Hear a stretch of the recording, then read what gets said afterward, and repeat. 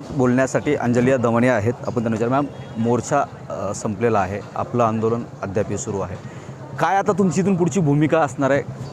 आम्ही असं ठरवलं आहे की रोज आपण 10 ते 4 इथे ठिय्या आंदोलन करायचं.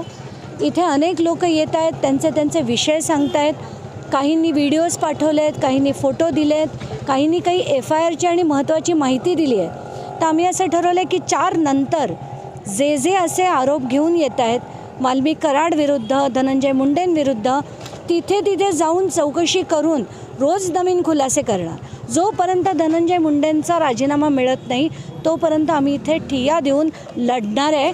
म्हणून ज्या लोकांना असे बळकवण्याच्या, त्यांच्या जमिनी बळकवल्या आहेत, त्यांना धमकी दिल्या आहेत, त्या सगळ्यांना आमची विनंती आहे की 10 ते 4 तुम्ही येऊन तुमची माहिती द्या.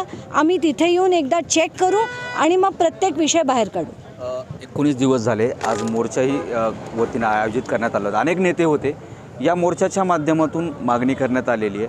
आपल्याला वाटतं या मोर्चाच्या माध्यमातून ज्या मागण्या झाल्या त्या पूर्ण होतील एक सामाजिक कार्यकर्ता?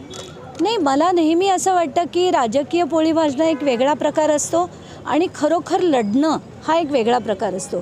कारण आज जे झालं त्यांनी त्यांच्या परीने त्यांच्या बुद्धीला येईल तसं केलं.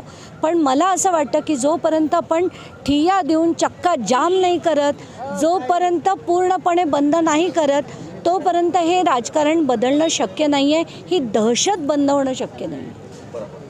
अशी एक मागणी केली जाते की सत्ताधारी पक्षांचे आमदार होते, विरोधी पक्षाचे आमदार होते, सगळ्याची मागणी एकच आहे की आरोपींना अटक करा. मात्र प्रशासन खरंच सत्ताधाऱ्यांचंही ऐकत नाही आणि विरोधकांचंही ऐकत नाही. मला नाही वाटत की सत्ताधाऱ्यांचं ऐकणार नाहीत, पण कुठेतरी मारल्यासारखं कर, मी लढल्यासारखं करीन असं होतं आहे की काय? का धनंजय मुंडेंचा इतका दबदबा आहे आणि वाल्मिकी कराडांचा इतका दबदबा आहे की लोकांना ऐकायचं नसेल, किंवा नुसतं लढलं आहे म्हणून जनतेला पण दाखवायला हवं की खरंच आम्ही लढलो पण झालं नाही, करणार काय? कारण जनता किती दिवस लढेल? 2 दिवस लढेल, 4 दिवस लढेल, हळूहळू गप्प होईल. आता 19 दिवस झालेलेच आहेत, त्याच्यानंतर किती दिवस लढेल? तर जोपर्यंत लोक रस्त्यावर येऊन चक्का जॅम करत नाहीत ना तोपर्यंत हे होणार नाही. एक महत्त्वाचा प्रश्न या निमित्तानं उभा राहतो आहे. आपण धनंजय मुंडेंच्या बाबतीत बोलताय, तसा काही आरोप पंकजाताई मुंडे यांच्यावरती होत आहेत. आपली त्यांच्या बाबतीतची भूमिका काय? नाही, तीच मी तर म्हटलं पहिल्या दिवशीपासून की त्या गप्प का आहेत, त्यांच्याकडनं काहीच का नाही येत आहे. एक त्यांनी 2 मिनिटाचा व्हिडिओ केला होता, ते सोडून पंकजा मुंडेंनी ना वाल्मिकी कराडवर स्टँड घेतला आहे, ना संतोष देशमुखांची इतकी मोठी घटना होऊनसुद्धा त्याच्यावर चकार शब्द बोलल्या नाही आहेत. ते इकडच्या मंत्री आहेत आणि त्यांनी का बोलले नाहीत हे माध्यमांनी त्यांना जाऊन विचारलं पाहिजेत. पण त्या गप्प आहेत, याच्यातनं बरंच काही सांगून जात आहे. शेवटचं अल्टिमेटम काय असणार आहे गृहमंत्र्यांना किंवा सरकारला तुमच्या वतीने? नाही, जोपर्यंत जसं मी म्हटलं आम्ही तर ठिय्या आंदोलन देणार आहे आणि बीडच्या जनतेला ठरवायचं आहे.